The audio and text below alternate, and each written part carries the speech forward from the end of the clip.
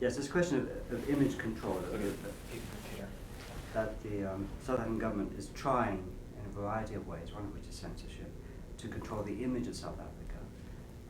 And it's doing that, we think, very effectively. What do you feel about that? It's been very effective in one respect. It's virtually kept off American and presumably other television screens the scenes of violence, police dogs, sjamboks, and so on, which are anathema to American viewers, some of whom at least remember the similar scenes in the American South.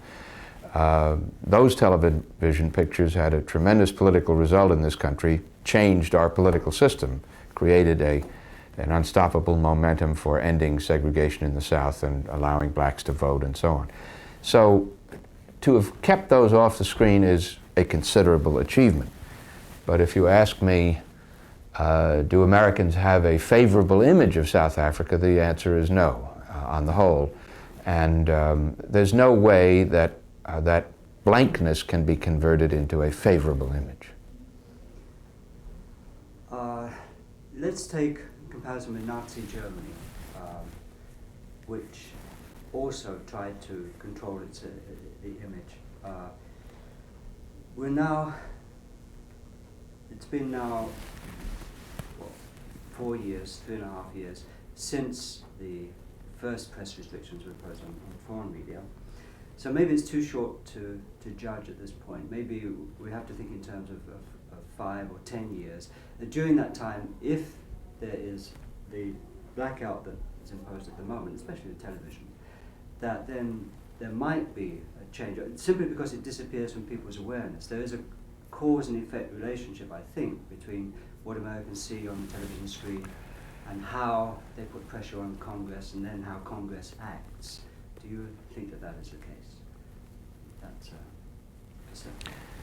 It's very difficult to make your historical comparison because there wasn't any television in 1933 or 36 or 39.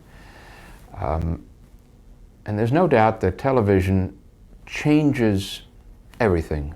Its impact is so great, it's so immediate, that not to have it is a big difference. I think it's probably true, though I was a child, don't remember it personally, that even with all the reporting that was going on, William L. Shirer and others, many Americans were not really aware emotionally of the horror of Nazi Germany.